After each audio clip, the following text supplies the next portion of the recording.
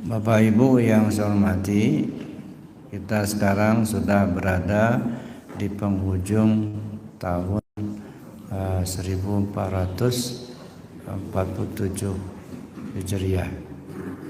Jadi kita tidak berapa hari lagi, sudah Senin malam Selasa besok itu sudah masuk ke tahun baru. Ya, nah, tahun baru ya 1448 Hijriah. Nah, oleh karena itu ada baiknya pada kesempatan ini kita melakukan muhasabah. Jadi ada suatu ajaran dalam tasawuf namanya muhasabah. Apa itu muhasabah? Muhasabah itu mengevaluasi, menghitung-hitung. Kalau Sayyidina Umar pernah mengatakan, hasibu anfusakum qabla an tuhasabu wazinuha qabla an tuzanu. Hitung-hitunglah umurmu sebelum dilakukan penghitungan. Timbang-timbanglah amalmu sebelum dilakukan penimbangan. Nah, jadi di akhir tahun ini kita coba bermuhasabah. Kalau di zaman sahabat dulu, ya ada di antara sahabat yang melakukan muhasabah ini setiap malam. Ya. Jadi sebenarnya muhasabah itu bukan sekali setahun, tapi setiap malam. Dalam riwayat Sayyidina Umar radhiyallahu anhu, beliau kalau bermuhasabah, beliau pegang cambuk atau pemukul sambil bermuhasabah. Bangun tengah malam, sholat, selesai sholat, duduk, merenung, mengevaluasi. Kemarin pagi bangun, jam berapa bangunnya. Nah, setelah kita bangun, apa yang kita kerjakan. Secara terbayang apa yang kita perbuat. Nah, sampailah waktunya di pagi hari. Di pagi hari, dalam satu hari itu apa saja yang kita kerjakan. Mulai dari pagi sampai siang, sampai sore, sampai malam lagi. Sampai waktunya kita tidur dan kita bangun, dan sampai kita duduk di tikar sejadah. Nah, ini merenung apa yang kita lakukan. Kalau ternyata ada kelakuan kita yang tidak baik, beliau pukul-pukul kakinya, kalau beliau tangannya. Bahkan pernah ada satu riwayat, ada salah seorang ulama, ya, dia bermuhasabah di malam hari. Mulai dia memperhatikan dirinya, bangun tengah malam, sholat, duduk, mulai memperhatikan aktivitas dirinya di siang hari tadi. Bangun pagi, kemudian di siang hari, sampai kepada sore, sampai malam. Nah, terlihatlah oleh dia satu perbuatan yang dilakukannya di siang hari. Dia kedatangan, dia pergi ke istana, ke rumah raja. Ada istana itu namanya juga istana, ya. Banyak keindahan, sehingga dia terkagum. Apa yang katanya dalam hatinya, ya Allah, kapan saya punya rumah seperti ini? Terbetik di hati, melihat kekaguman, melihat keindahan istana, sampai dia kagum, terbetik di hati, ya Allah, kapan saya punya rumah yang mewah seperti ini? Nah, terbayanglah oleh dia masuk ke istana, dia ingat bahwa dia ngomong seperti itu dalam hatinya. Nah, begitu dia teringat, terkenang, dia ingat apa yang dia sebut dalam hatinya, ya Allah, kapan saya punya rumah yang mewah seperti ini? Nangis dia, terseduh-sedan nangis di malam hari itu. Lalu dipukul-pukulnya badannya. Wahai tubuh, kamu sudah tak tahu diri. Sebanyak ini rahmat yang Allah kasihkan padamu, tapi kau masih tamak, masih minta juga. Yang sudah Allah berikan padamu belum kau syukuri, ini kau sudah menghayal, sudah minta yang lebih. Menangis mohon ampun kepada Allah.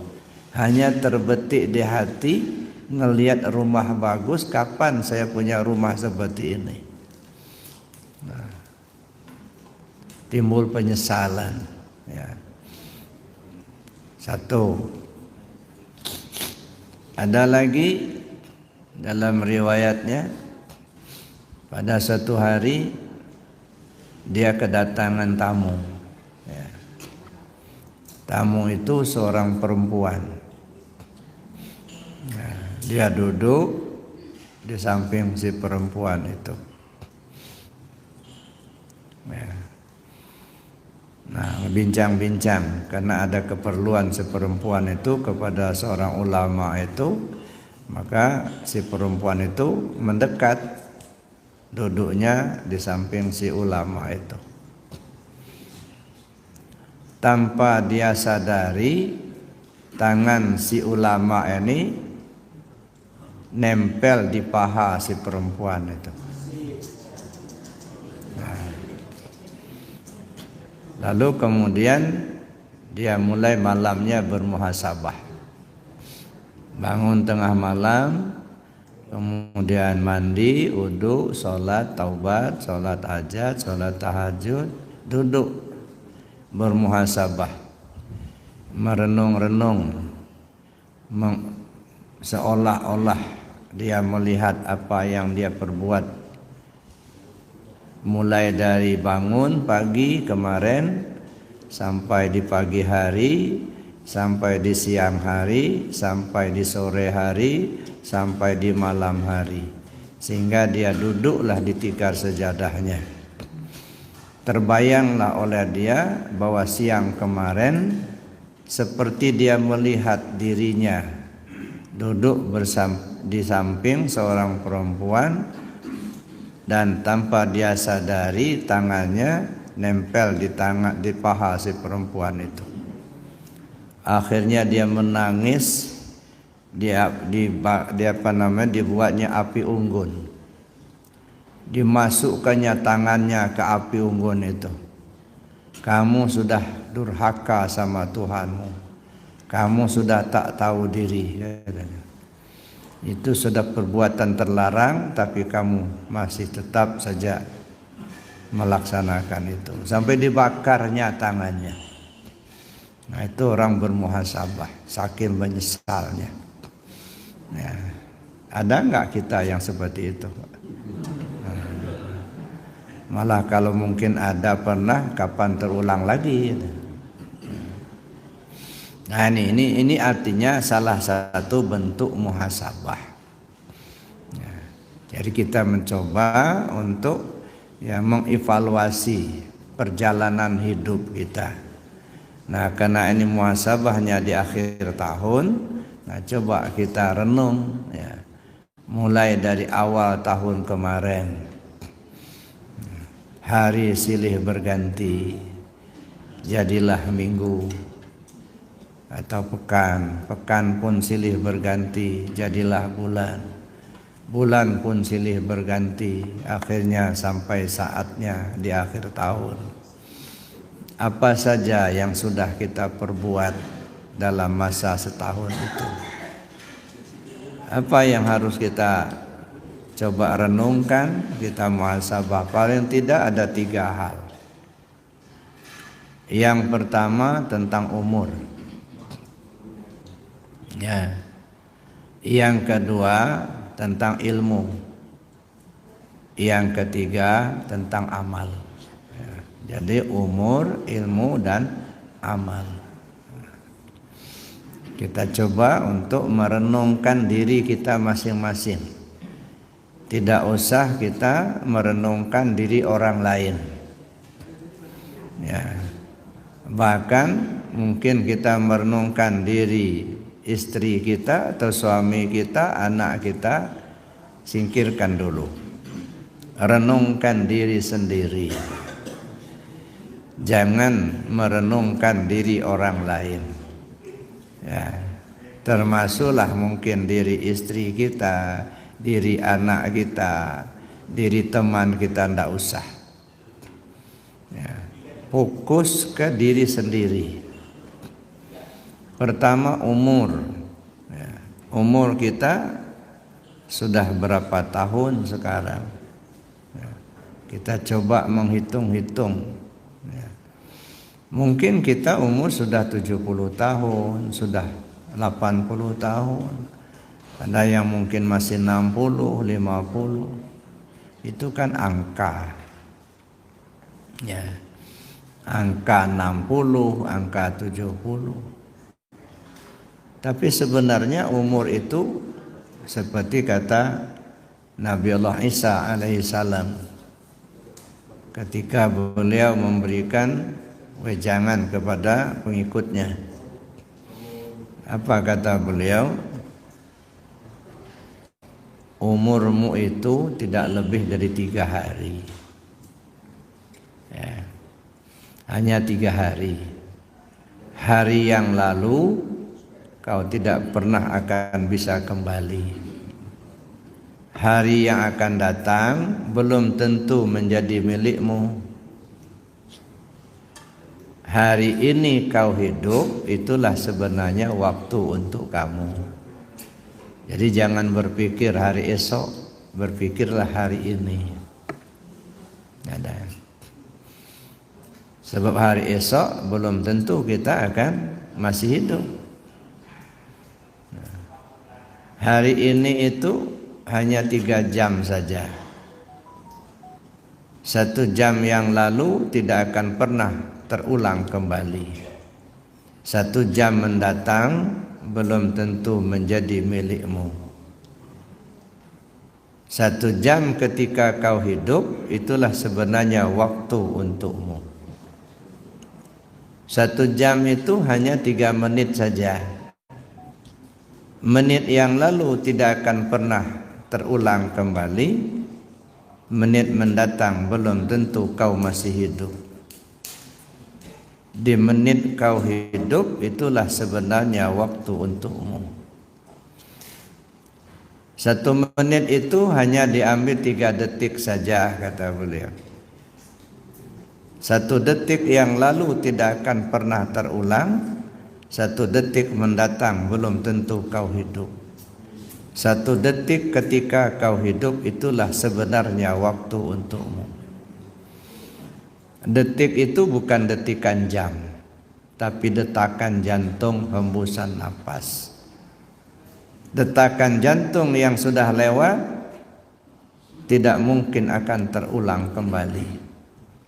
Detakan jantung yang akan datang belum tentu kau masih hidup. Ketika jantung berdetak, napas berhembus, kau hidup, itulah waktu untukmu.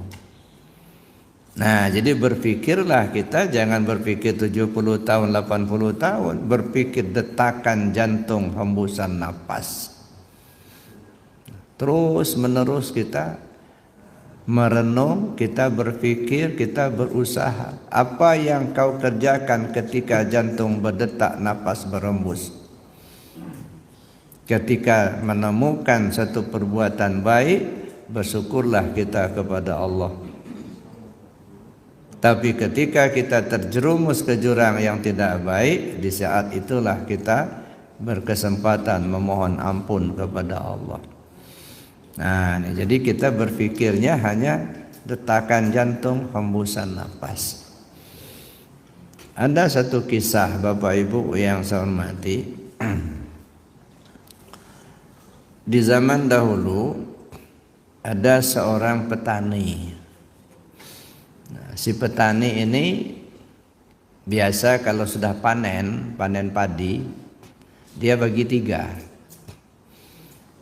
Satu bagian untuk dia makan bersama keluarga, satu bagian untuk zakat, satu bagian untuk bibit. Nah, setiap panen, nah dia bagi 3 bagian. Ada satu bagian untuk dia makan, satu bagian untuk zakat, satu bagian untuk bibit. Pada suatu panen, rupanya hasilnya tidak memuaskan. Ya. Perkiraan dia kalau dibagi 3 ini pasti makanan nggak cukup untuk 1 tahun menjelang panen yang akan datang. Ya, kalau dibagi 3 seperti yang sudah, ya artinya satu bagian untuk makan, satu bagian untuk zakat, satu bagian untuk bibit. Kalau diterapkan itu kayaknya nggak cukup untuk makanan menjelang panen yang akan datang.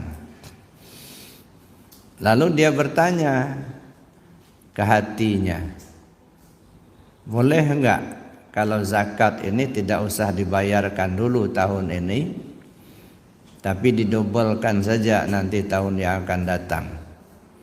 Zakat tahun ini untuk tambahan makanan mereka sekeluarga. Tapi tidak bisa dijawabnya.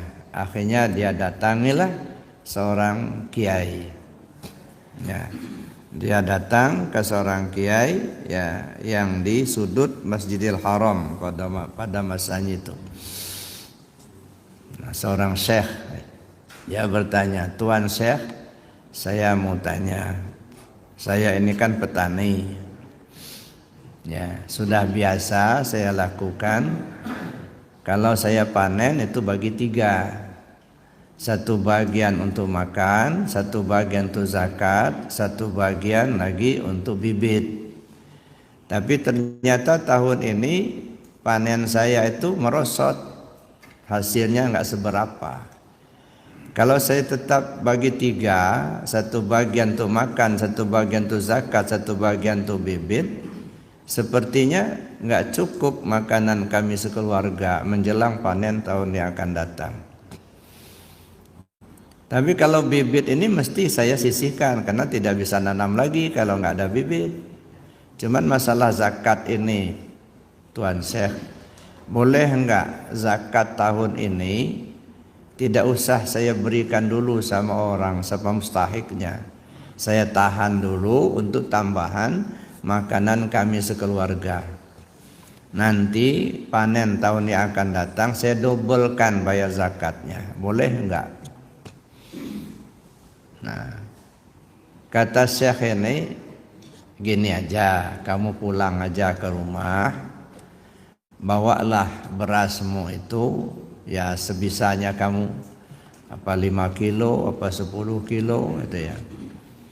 Kamu antarkan ke ada rumah gubuk ya, tidak jauh dari sini katanya. Ada rumah itu ada seorang nenek yang mengasuh anak yatim. Ada beberapa orang anak yatim yang diasuhnya di rumahnya itu. Kamu datangilah dia katanya, bawalah beras sebisanya kamu. seikhlasnya kamu. Nah, dibawanya lah beras 5 kilo. Ya. Pergilah dia jalan kaki menuju ke rumah si nenek itu yang mengasuh anak yatim. Datangnya rupanya sudah malam. Ya, datangnya sudah malam, sudah tengah malam lah. Diketok pintu. Ya. Kata si nenek, siapa? Di luar. Saya, kata si petani itu. Ada perlu apa? Kata si nenek. Begini Bu, saya bawa beras untuk tambah-tambahan makanan anak-anak ibu yang ibu asuh. Mohon maaf Pak, anak saya sudah makan semua. Mereka sudah tidur. Kata, udah, kalau begitu saya kasihkan aja sama nenek, katanya. Terserah nenek nanti kapan mau dimasak untuk anak-anak. Nggak usah, katanya. Nggak usah, beras saya masih ada untuk anak-anak besok. Ya udah Nek, saya tinggalkan saja beras ini untuk persiapan besok aja. Astaghfirullahalazim, kata si nenek. Apa kamu tahu anak saya masih hidup besok pagi? Sementara saya menyimpan beras titipan kamu. Alangkah besarnya dosa saya. Sudah, kamu pulang aja, bawalah beras kamu di sana. Enggak usah kamu mikirin anak saya. Anak saya sudah tidur, mereka sudah makan semua. Kamu enggak usah mikirin mereka itu besok. Sebab besok belum tentu mereka masih hidup. Masya Allah, terperangahlah si petani tadi sambil menangis, dia pulang. Barulah dia sadar bahwa kalau zakat ini saya tahan untuk tambahan makan dibayar tahun depan, apa iya tahun depan saya masih hidup?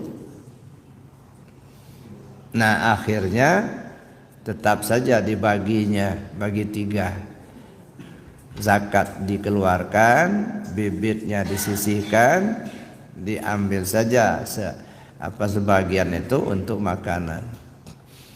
Ternyata walaupun kelihatannya sedikit, mencukupi untuk makanan mereka sekeluarga sampai panen berikutnya. Inilah pelajaran yang berharga dari petani tadi, dari nenek itu kepada petani. Kata si petani, saya tinggalkan saja beras ini untuk makanan anak-anak ibu besok. Apa bapak sudah tahu kalau anak saya masih hidup besok pagi? Ya, kamu nggak usah mikirin mereka. Ini artinya kita memikirkan umur kita ini. Ya. Jangan pernah kita berpikir besok masih hidup. Harapan ya harapan. Tetapi kan kita tidak tahu. Ya.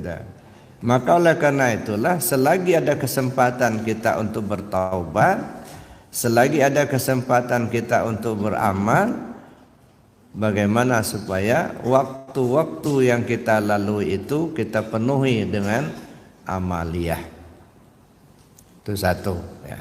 Jadi kita memikirkan umur kita. Jangan berpikir kita sekian puluh tahun lagi yang akan datang.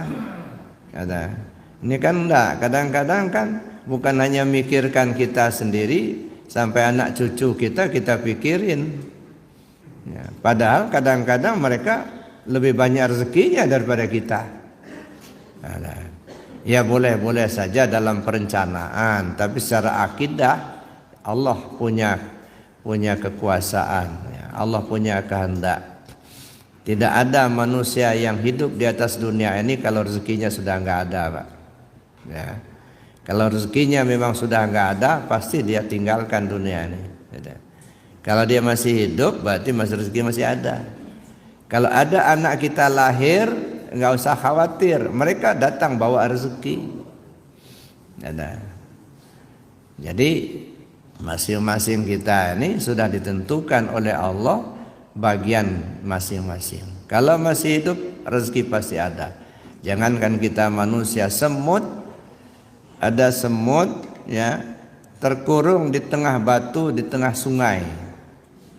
Ada sungai ya, dia ada di tengah batu itu. Dari mana dia mendapat makan? Nah, kalau dipikir, tapi Allah Maha tahu.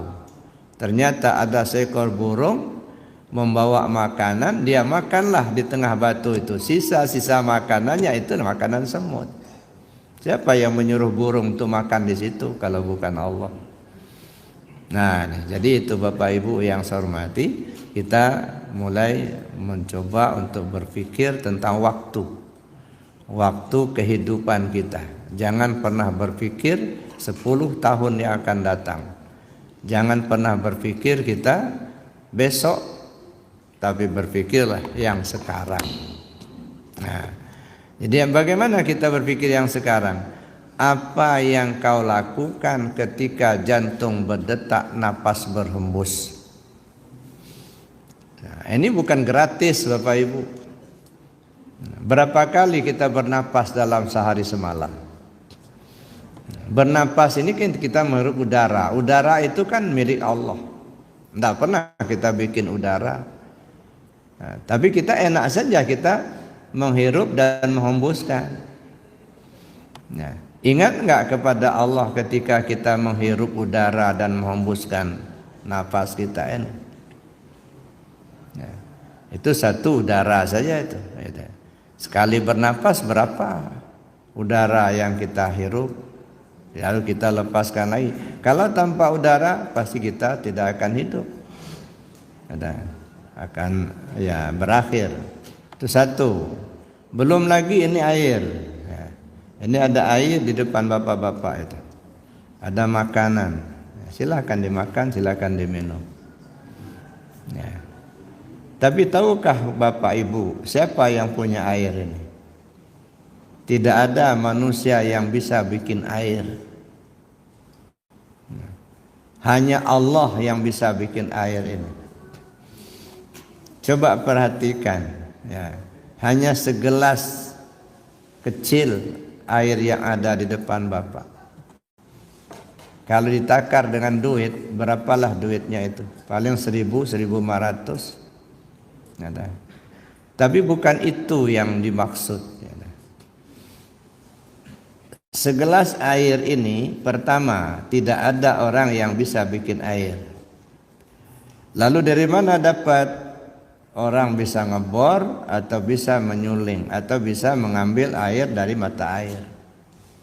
Hanya mengambil. Kalau ngebor, bor itu pakai besi. Besi itu dari tambang besi. Berapa orang yang terlibat dengan tambang besi sehingga dia menjadi besi yang bisa dirakit.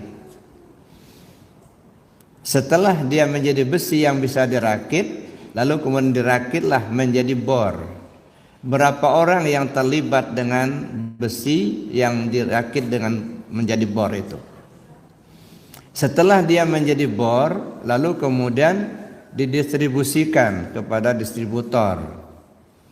Lalu kemudian dijual ya oleh para pedagang, dibeli sama konsumen. Lalu dipasanglah bor. Berapa orang yang terlibat dengan bor itu? Untuk mendapatkan bor itu pakai mobil. Berapa orang yang terlibat dengan mobil itu? Lalu kemudian keluar air. Air keluar jadi dikemas dengan plastik ini. Berapa orang yang terlibat dengan plastik ini? Berapa orang yang terlibat dengan air dimasukkan dalam plastik ini? Sehingga masuklah dalam kardus, dijual di pasar atau di warung. Dibeli sama bapak ibu, lalu kemudian dibawalah ke sini. Membawa ke sini pakai mobil. Berapa orang yang terlibat dengan mobil itu? Sampailah air itu di depan kita. Masya Allah Pak, jutaan biayanya kalau mau dihitung. Kalau bukan kena rahmat Allah, sungguh takkan mungkin air segelas, air satu botol ini ada di depan kita. Itulah besarnya rahmat Allah pada kita. Jangan melihat air segelas. Prosesnya itu hingga hadir di depan kita itu tidak ada seorang manusia pun yang bisa mengaturnya kalau bukan Allah yang mengatur. Nggak ada. Nggak ada. Nah, ketika kita minum air ini yang notabene-nya milik Allah dengan proses yang begitu rumit hingga sampai di depan kita, kira-kira izin nggak sama yang punya air? Kullu amrin zibalin famabda bi bismillahirrahmanirrahim fawal aqta. Segala sesuatunya ada hikmah, yang tak diawali dengan bismillah maka dia terputus. Apa maksudnya itu? Izin apa tidak dengan yang punya air? Ingat apa tidak kepada Allah ketika kita minum itu? Kalau ingat, tanda izin. Kalau tidak ingat, tanda maling. Gak kita minum, nggak ingat sama Allah, maling itu. Makanya dosa, itu namanya kufur nikmat. Ya. Sebegitu rumitnya Allah menghadirkan segelas air di depan kita, nggak ingat sama sekali sama Allah. Ya, enggak berterima kasih kepada yang menyampaikan, enggak syukur sama Allah. Hanya habis saya diminum satu gelas gagok-gagok, Allahnya yang ngasih air enggak diingat. Masya Allah, itu baru air Pak, maling. Belum lagi udara. Ingat enggak sama Allah yang punya udara? Enggak ingat, maling. Belum lagi melangkahkan kaki kita ke bumi. Bumi milik Allah. Kemampuan melangkah kodratnya Allah. Ketika kaki melangkah, ingat Allah apa tidak? Kalau tidak ingat Allah, maling. Masya Allah. Maka kita ini sudah berenang di lautan dosa, itulah Pak. Makanya Allah ingatkan betul, wazkur rabbaka fin nafsik tadarruan wa khifatan wa dunal jari minal qawli bil ghudu wal asal wala takum minal ghafilin. Ingat Tuhanmu pakai hati. Ya.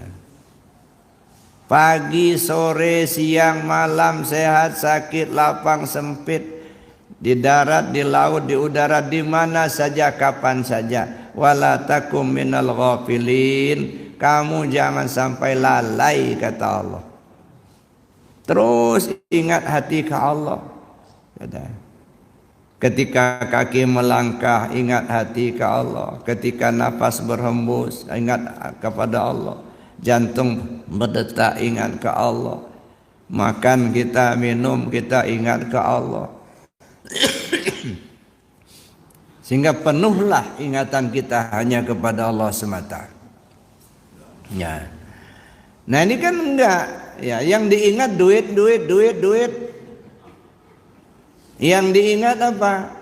Kredit macet. Yang diingat enggak punya duit, tapi Allahnya enggak pernah diingat. Gimana enggak rumit hidup ini? Ya.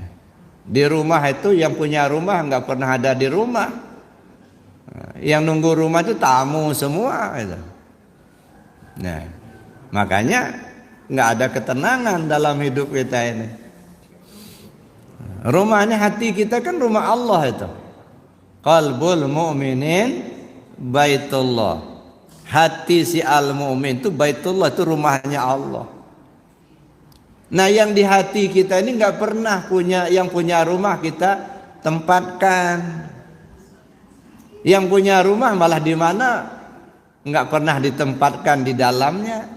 Yang ditempatkan di dalamnya ini urusan dunia melulu. Yang jabatan lah, yang duit lah, berpikir bagaimana dapat keuntungan yang banyak. Maka kadang-kadang berpikir gimana caranya supaya punya orang pindah ke tempat kita. Masya Allah. Nah akhirnya apa? Kehidupan kita yang sedemikian lama diberikan waktu oleh Allah, akhirnya hilang dengan sia-sia. Hidup kita hanya penuh dengan dosa, tidak kita penuhi dengan perbuatan-perbuatan baik. Nah, kita coba untuk bermuhasabah atau memikirkan itu. Itu satu dari segi umur. Yang kedua dari segi ilmu. Ya, ilmu itu kan tahu, ya. Nah, coba kita renung sejauh mana tahunya kita dalam hidup ini untuk mencapai kembalinya diri kita ke Allah. Mungkin ilmu banyak, ya, ya. Dalam kajian kan kita mengenal ada ilmu syariat, ada ilmu tarekat, ada ilmu hakikat, ada ilmu ma'rifat, gitu. Nah, dari 4 bidang ilmu ini, ya, mana yang sudah kita kuasai? Ya. Apakah kita masih berputar-putar di ilmu syariat, sah batal halal haram dosa pahala, hanya itu aja? Begitu ditarik masuk ke dalam ilmu tarekat, nolak. Itu bid'ah.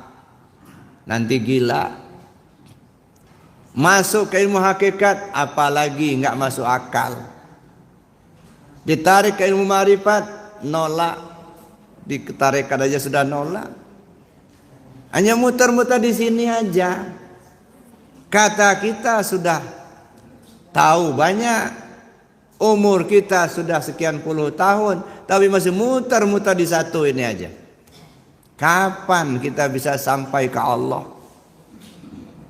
Tidak akan bisa apa tanpa ilmu yang 4 ini. Ya. Syariat itu urusan tubuh, tarekat urusan hati, hakikat urusan nyawa, ma'rifat urusan rahasia diri. Sudahkah terbina diri kita yang 4 lapis ini dengan ilmu yang 4 macam ini? Apakah hanya sekedar khayalan-khayalan belaka? Nah, kita masih berkutat-kutat masalah sah batal, halal haram, dosa pahala. Masuk ke tarekat merasa enggak butuh. Tapi alhamdulillah, ya, dari tahun yang lalu pagi ini saya lihat itu banyak lagi perubahan. Ya. Alhamdulillah zikirnya sudah mulai tertil. Ya. Sudah mulai bersuara. Dulu masih ragu-ragu, ya, masih takut-takut. Padahal dari dulu saya sudah katakan, la ilaha illallah itu ajaran langsung dari Rasulullah sallallahu alaihi wasallam. Jaddidu imanakum bikasrati qauli la ilaha illallah. Perbarui imanmu dengan banyak menyebut kalimat la ilaha illallah. Itu ajaran Rasul. Tapi kita belum mampu, belum mau menerima. Masih terobsesi, itu bid'ah, ini gila. Akhirnya kita menolak, belum merasa butuh. Ya, makanya saya katakan, zikir ini bukan punya saya. Zikir itu punya Allah. Untuk siapa? Untuk kebutuhan kita.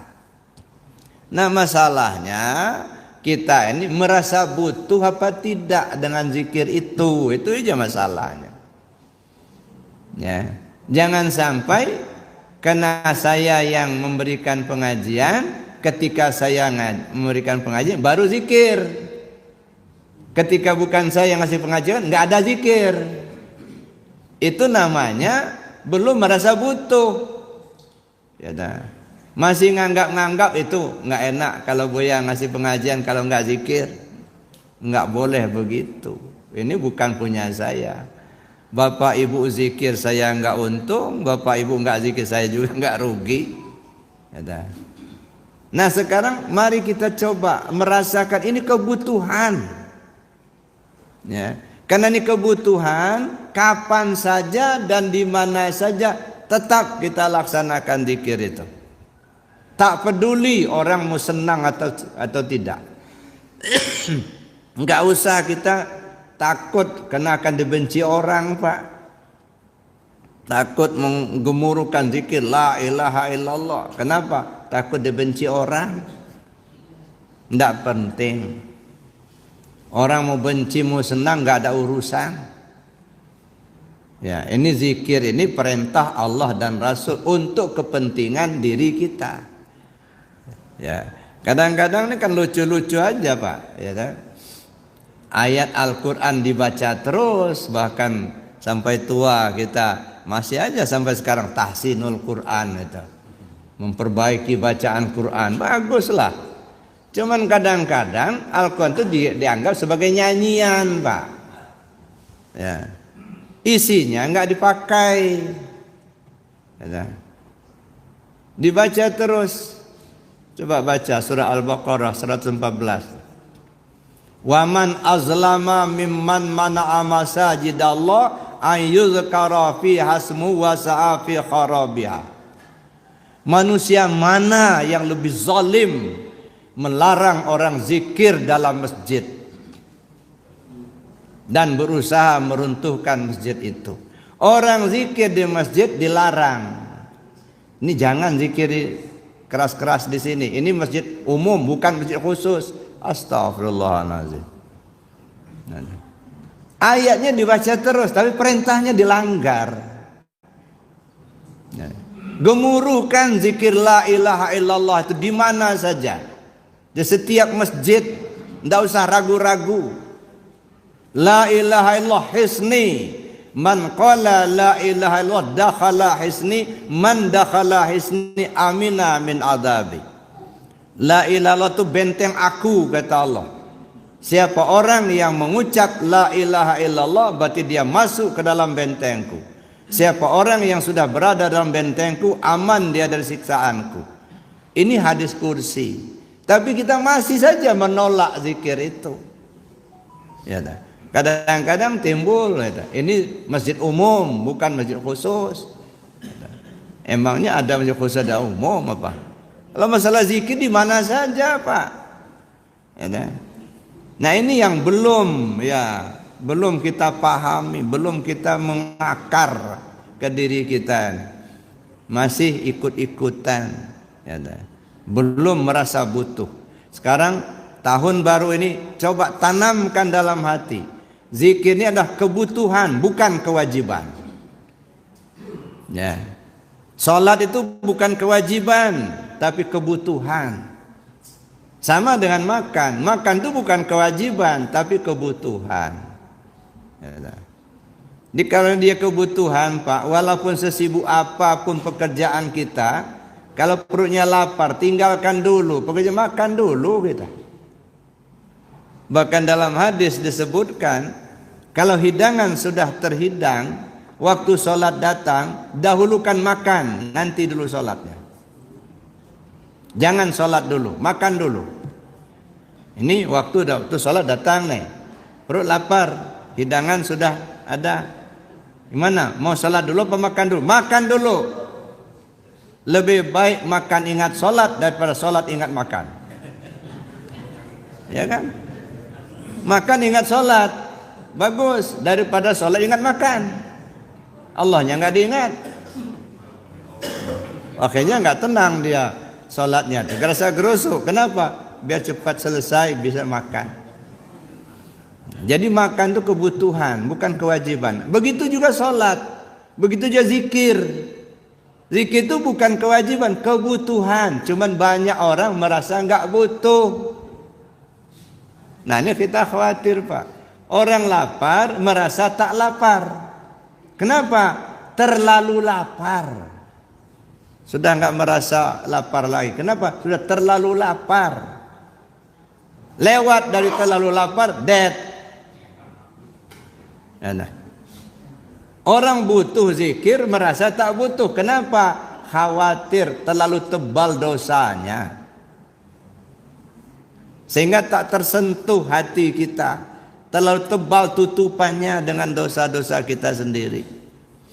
Nah, kita coba evaluasi itu. Ya, sudahkah kita merasa butuh dengan zikir ini? Sudahkah kita terapkan dalam kehidupan kita? Saya sering sampaikan, kita coba biasakan 3 macam zikir. Pertama, zikir la ilaha illallah. Apa dasarnya? Hadis Nabi sallallahu alaihi wasallam mengatakan, jaddidu imanakum bikasrati qauli la ilaha illallah. Perbarui imanmu dengan banyak menyebut kalimat la ilaha illallah. Itu dasarnya, ya kan? Jadi perbanyak zikir la ilaha illallah. Mau sendirian, mau berjamaah, bagusnya berjamaah. Itu satu. Lalu yang kedua, wazkur rabbaka fi nafsik. Ingat Tuhanmu pakai hati. Nah, ini zikir dalam hati. Nah, bagaimana pola zikir dalam hati? Ikuti detakan jantung. Setiap detakan jantung isilah dengan zikir kepada Allah. Zikir khafi namanya. Zikir dalam hati. Tadarruan wa khifatan. Ingat Allah tadarru dan khifah. Apa tadarru? Tadarru itu rendah, khifah itu ringan, naik, turun naik. Apa itu turun naik? Nafas. Nah, jadi zikir pakai hati, ikuti detakan jantung dan ikuti turun naiknya nafas. Hu Allah, hu Allah. Terus menerus. Ini sudahkah terpakaikan oleh kita amalia seperti itu? Apa masih berkutat aja kita banyak baca ini, banyak baca itu? Masih hizib-hizib itu? Boleh-boleh saja, nggak masalah. Tapi kata orang tua, lebih baik sedikit asal mencukupi daripada banyak tapi tak mencukupi. Dikit tapi cukup, itu lebih baik daripada banyak tapi tak cukup. Kendaraan banyak apa? Ada mobil, ada motor, ada sepeda, itu banyak. Mobilnya aja berapa, tapi satu pun nggak ada yang bisa dibawa. Cumannya satu kendaraan, pesawat, ya udah itu aja. Cuman kalau pesawat kan mahal, ya, dan itu tidak sembarang tempat, harus pilih-pilih tempatnya. Ya, makanya lebih baik satu sedikit asal mencukupi daripada banyak tapi tak mencukupi. Nah, biasakan zikir la ilaha illallah, biasakan zikir dalam hati ismuzat, dan biasakan zikir ampusiyah. Itu coba kita tingkatkan di tahun yang akan datang ini. Yang sudahlah. Tapi bagaimana kita meningkatkan tahun yang akan datang? Ilmu dan amal. Ilmu syariat, tarekat, hakikat dan ma'rifat. Jangan hanya sekedar khayalan. Jangan sekedar dengar-dengar, tapi betul-betul dikaji betul. Sehingga wusul kita kepada Allah dengan sempurna. Jangan hanya dengar-dengar saja, betul-betul dikaji. Kenapa? Yang butuh ya kita. Jadi Bapak Ibu yang saya hormati, nah itu diantaranya yang perlu kita coba evaluasi atau istilahnya muhasabah di akhir tahun ini. Mudah-mudahan Allah beri petunjuk pada kita semua, dan mudah-mudahan kita mendapat keselamatan dunia akhirat. Amin Allahumma amin. Bapak Ibu yang saya hormati, sekedar materinya saya cukupkan demikian. Kalau ada yang ingin diskusikan, ya silakan saja. Sementara saya akhiri dulu. Assalamualaikum warahmatullahi wabarakatuh.